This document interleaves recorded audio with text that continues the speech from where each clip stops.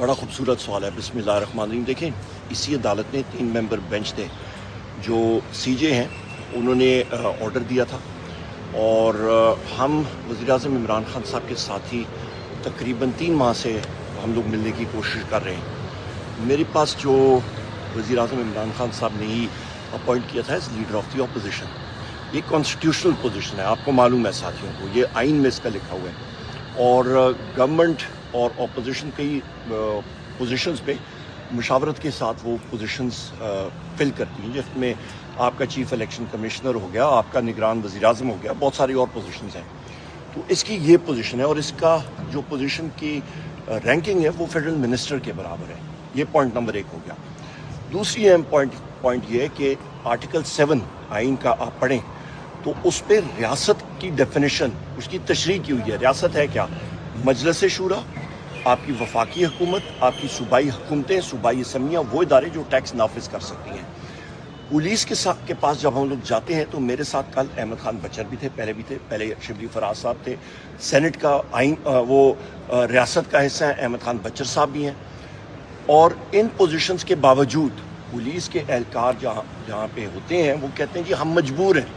جب ہم پوچھتے ہیں آپ کس کے مجبور ہیں, کہتے ہیں جی آپ سمجھدار ہیں. اڈیالہ جیل میں جو کرنل بیٹھا ہوا ہے وہ ہمیں انسٹرکٹ, وہ کہتے ہیں جی وہ نامعلوم لوگ ہیں یہاں پہ. ہم کہتے ہیں جی سپرنٹینڈنٹ کہتے ہیں جی اس کی کیا اوقات. واضح طور پہ یہ ساری چیزیں آ رہی ہیں. وہاں پہ جو ایجنسیز کا کرنل بیٹھا ہوا ہے وہ ڈکٹیٹ کر رہا ہے. میرے خیال اسٹاف کالج فیل کیا ہوا ہے اس نے, کیونکہ جو حرکات وہ کر رہا ہے یا کسی کے کہنے پہ کر رہا ہے یا خود کر رہا ہے, پر بہت ہی بے وقوفانہ حرکات کر رہا ہے. پہلے ناکہ کل صبح لگا, دوپہر کو لگا تھا, میں 12:25 پہ ایگزیکٹ اس پہلے ناکے پہ پہنچا اور وہ میں نے ایویٹ کر دیا, ادھر سے نکل آیا. دوسرے ناکے پہ انہوں نے مجھے روک لیا, وہاں پہ میں بیٹھ گیا, تقریباً میں 2.5 گھنٹے ادھر بیٹھا. پھر ہمارے دوسرے ساتھی جو تھے, خان صاحب کی بہنیں ہمشیر اگان, باقی ساتھی زرتاج گل صاحب, ہمارے صاحبزادہ حامد رضا صاحب, احمد بچر صاحب, وہ دوسرے ناکے پہ ان کو روکا ہوا تھا.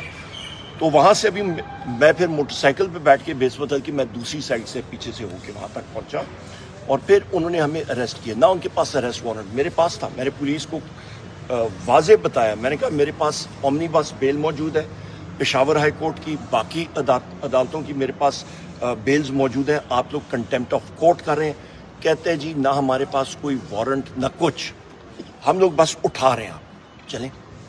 وہاں پہ پھر آپ نے دیکھا انہوں نے پریزن وین میں ڈالا ہمیں اور لے گئے. انہوں نے کہا جی ابھی کوئی چکری پہ, انہوں نے کہا جی یہاں پہ اتر جائیں, یہاں پہ چائے پی لیں, نماز پڑھ لیں, وضو کر لیں, جو کرنا ہے, آگے ہمیں پھر آرڈرز ملیں گے. وہاں پہ چائے پی, صبح سے کھانا نہیں کھایا تھا, کھانا کھایا, اور اس کے بعد شبلی فراز صاحب بھی آ گئے. اور اس کے بعد ہم لوگ وہاں سے, انہوں نے پھر کہا جی پریزن وین میں بیٹھے, پریزن وین میں بیٹھے. اور اس کے بعد ہم لوگ پھر آگے موٹر وے پہ روانہ ہوا ہے. موٹر وے پہ انہوں نے گاڑی کھڑی کی, انہوں نے کہا جی آپ نکلیں, آپ کی گاڑیاں یہ ہم نے بلا لی ہیں, جہاں سے ان کو انڈیکیشن کر دی. انہوں نے کہا جی یہ آگے بیٹھیں اور جائیں. یہ ہمیں ایک قسم کا اغوا کیا ہوا تھا. آپ یہ دیکھیں, میں آپ کو پہلے بتا رہا تھا یہ ان کی کانسٹیٹیوشنل پوزیشن ہے, آپ کا سینئر موسٹ ہاؤس سینٹ ہے, ان کے اپوزیشن لیڈر ہیں. تو یہ حالات اور واقعات جب ملک میں ہوتے ہیں, ہارڈ اسٹیٹ کا مطلب کیا ہے؟ ہارڈ اسٹیٹ آپ کے توسط سے پاکستان کے خواتین و حضرات کو بتاتا ہوں, ہارڈ اسٹیٹ ہوتا ہے جو آئین اور قانون کے مطابق چلتا ہے, جہاں پہ رول آف لا پہ ہوتا ہے. سوویت یونین سے بڑا ایٹمی طاقت دنیا میں نہیں تھی. اس کی ایک انٹر کانٹیننٹل بیلسٹک میسائل جس کو کہتے ہیں, اس کی 16,500 کلومیٹر رینج تھی. وہ ایک میسائل, اس میں 3 اٹامک ویپنز اور ہائیڈروجن ویپنز لگتے تھے, وہ ملکوں کو تباہ و برباد کر سکتا تھا. کیا ہوا اس کا؟ ٹوٹ گیا. کیوں؟ کیونکہ وہاں پہ رول آف لا نہیں تھا, وہاں پہ کمیونزم تھا, بکھر گیا. لہٰذا پاکستان نے ترقی کرنی ہے تو وہ رول آف لا پہ کرے گا. ابھی یہ شہباز شریف اور یہ سارے کہتے ہیں جی پیٹرولیم ڈیولپمنٹ لیوی ہم لوگ بلوچستان پہ لگائے گا. او بھائی تمہارے پاس وہ اختیار, تمہارے پاس کیا اختیار ہے کہ تم عوام کو وہ ریلیف نہ دو؟ تم کیوں نہیں کرتے بلوچستان کی ترقی؟ کس نے تمہیں روکا ہے؟